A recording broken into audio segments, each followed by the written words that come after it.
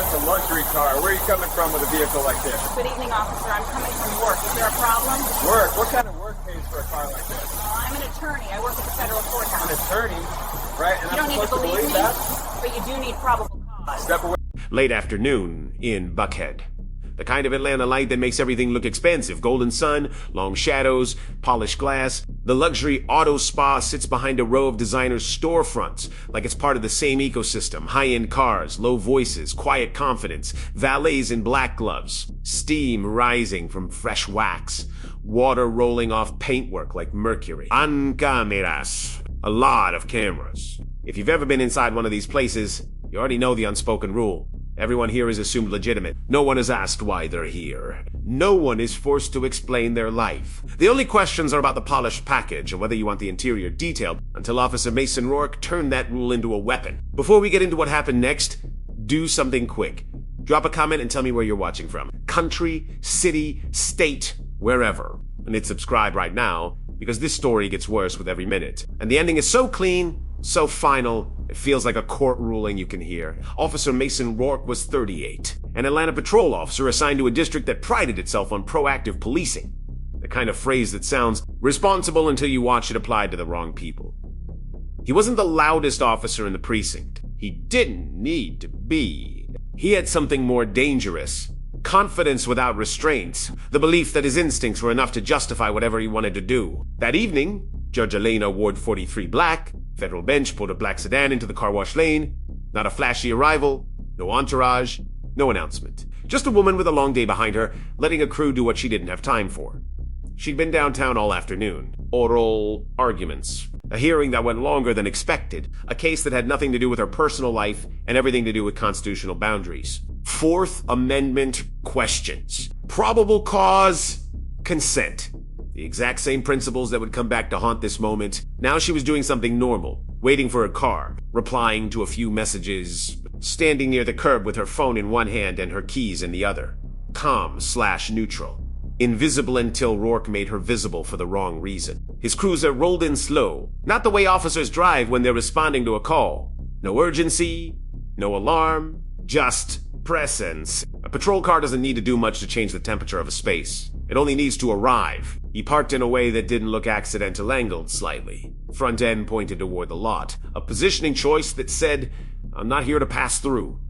I'm here to take control. Judge Ward noticed him the way experienced professionals notice moving hazards. Not fear, awareness. She didn't react. She didn't flinch. She didn't give him the satisfaction of visible anxiety. Rourke stepped out and walked toward her like he already had a story in his head. Not cautious, not tactical. No scanning, no checking for threats. His posture wasn't safety. It was ownership. Like this entire space existed for him to inspect. Evening? She said, first polite, clean, professional. Is everything okay? Rourke didn't return the courtesy. He looked past her, toward the car, freshly rinsed, still dripping, black paint reflecting the sun. That yours? He asked. Judge Ward kept her voice level. Yes. He nodded once, like he didn't believe her. Then he took one step closer, close enough to be intentional. Where are you coming from? What? She answered, the way a person answers a question that shouldn't be asked. Rourke's eyes narrowed like he was trying to solve a puzzle he had already rigged. Work, he repeated. What kind of work puts you in something like this? The words weren't curiosity. They were accusation wearing a neutral tone. Judge Ward didn't take the bait. Is there a reason you're questioning me? He ignored that too. License, Rourke said, and registration. Now we need to slow down for a second, because this is where the story splits into two timelines. One, the timeline Rourke believed he was in where he could demand, threaten, search, and walk away untouched. Dos, the timeline he was actually in where cameras, policy and law would turn his own choices into evidence. Ward held her phone still. Am I being detained? Rourke's jaw tightened. Don't get smart out loud, don't get smart is how you can tell he isn't responding to a threat. He's responding to being challenged. Judge Ward's tone stayed calm. Officer, are you alleging I committed a violation? Rourke looked around as if trying to find the violation in the air. Then he did what officers do when they want to escalate without admitting they re-escalate. He stepped toward the driver's side, opened the door. Ward didn't move. I do not consent to any search. Rourke smiled, not happy. Threatened the kind of smile that says, you just made this personal? You don't get to consent, he said. Not if I think there's something wrong. Now he actually reached toward the handle. Ward's voice sharpened slightly, still controlled. You need probable cause, and you're being recorded. Rourke's hand paused for half a second. You can imagine his calculation. Does he back down to SAP? Does he pretend this was a misunderstanding? He didn't. He leaned closer and tried to turn it into a dominance exercise. Step back. Ward stepped back, not because she had to, but because she understood the physics of escalation. Give the officer space. Don't give him an excuse. Keep your hands visible. Let the record speak. And the record was speaking. The car wash had cameras, high definition, multiple angles, the kind of footage that doesn't care who you are, doesn't care what your badge says, doesn't care how confident you sound. And in the background, quiet at first, another kind of camera joined the scene. A customer waiting near the lobby lifted his phone. Then a woman by the vacuum stations did the same. Then another person, pretending to check messages, but keeping the lens pointed. Because humans understand injustice faster than they understand legal definitions. They feel it in tone, in posture, in the way authority occupies space. Rourke opened the driver's door. He didn't ask. He didn't explain. He didn't articulate a suspicion. Ehust acted as if action itself creates legitimacy. He leaned in and started rummaging. Glove box, center console, under the sunshade, a hand inside someone else's property like he was searching for a reason to justify his suspicion after the fact. This is the illegal search. The moment the title is talking about, not later. Not in court here.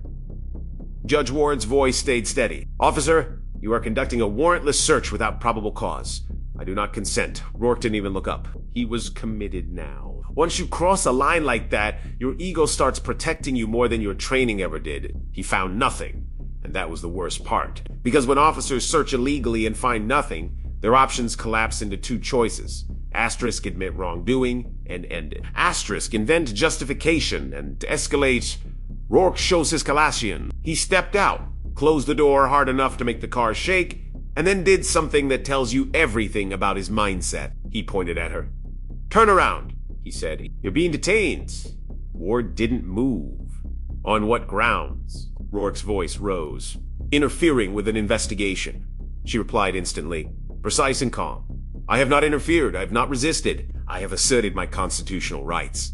Rourke grabbed her wrist not violently, but deliberately, the kind of grip designed to communicate. I controlled the outcome. Phone zoomed in, and now the whole thing looked exactly like what it was. A punishment for insisting on legal boundaries. He walked her toward the patrol car. The luxury car wash, noise water, vacuums. Distant music faded behind them. The only loud sound now was boots on wet pavement and the sharp click of a body cam shifting with every step. Ward kept her hands visible. I am not resisting, she said. I am complying. Rourke opened the back door. Get in. Ward paused for a breath, then looked directly at him. Not defiant, not panicked. Measured. Officer, she said, I'm going to tell you something now, and you're going to wish you had listened earlier. Rourke rolled his eyes. Save it. I am a federal judge, she said, and everything you've done since you walked in is going to be reviewed. For a split second, it hit him. Not fear. Not yet. More like irritation because in his world, people say things to get out of consequences, he smirked. Sure you are. And then he said the sentence that would later get replayed in court like a confession. People like you always have a story. The crowd reacted, not loudly. Just that subtle shift breaths, murmurs, phones, steadier. One of the bystanders spoke, clear and loud enough to be captured. Sir, you can't do that. She hasn't done anything. Rourke snapped his head toward them. Back up. The bystander didn't move.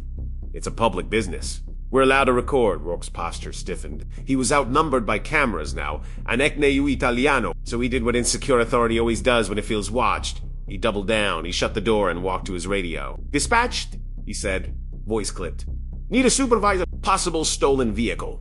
Uncooperative subject. Possible stolen vehicle at a luxury car wash. With a clean title and valid registration. With cameras everywhere. It was a lie delivered as procedure, and lies don't age well when they're recorded. Within minutes, another unit arrived. Then a supervisor, a sergeant with gray at the temples and tired eyes, the kind of man who could read a scene instantly. He looked at the car, looked at the crowd, looked at the phones, and then he looked at Rourke. What's the basis? The sergeant asked. Rourke tried to sound confident.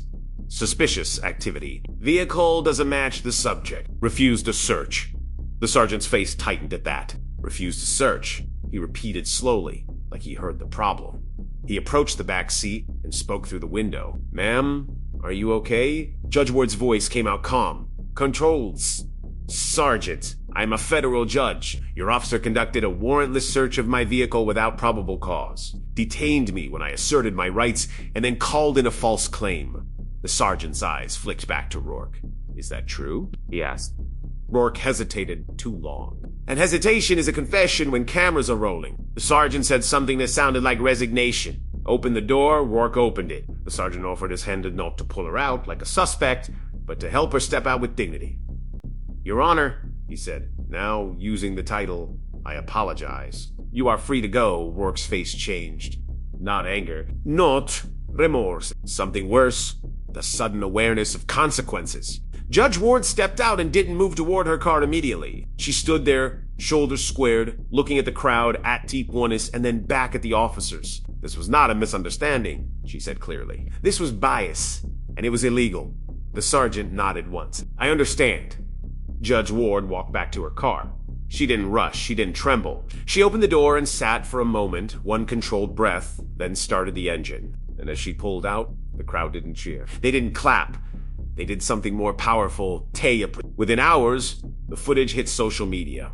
First, from the bystanders. Then, after the public records request, the body ironically made Rourke look worse because it captured his tone, his words, his choices. Unedited, undeniable. Legal commentators started breaking it down, not in abstract moral terms, but in clean legal language. Asterisk, no probable cause. Asterisk, no warrant. Asterisk, no consent. Asterisk, a search anyway. Asterisk, a detention. As retaliation. The city's lawyers watched the footage and understood something instantly. This wasn't a case you fight. This was a case you contain. Judge Ward filed suit. The complaint didn't rely on feelings.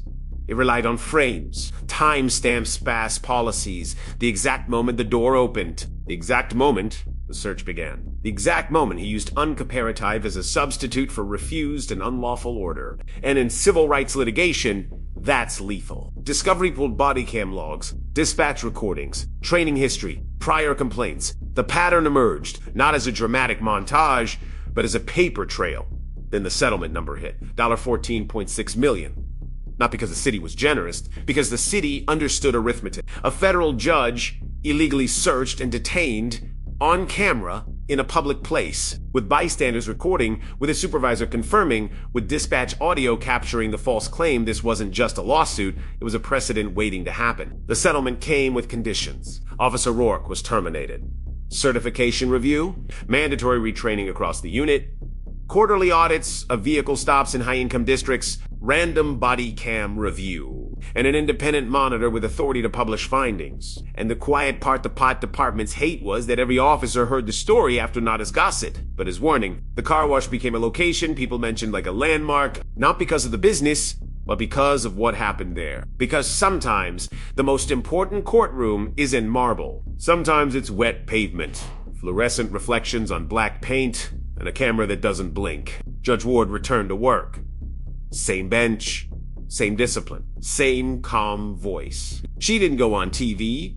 She didn't write a victory lap, but she did say one thing to her clerk afterward, a line that never made headlines. If it can happen to me on camera, it's happening to everyone off camera. And that's the real ending. So if you believe illegal searches should never be normalized, that consent matters, that documentation matters, that accountability is an optional, hit subscribe, because these stories aren't entertainment. They're a map of how power behaves when it assumes no one is watching. And in this case, everyone was watching.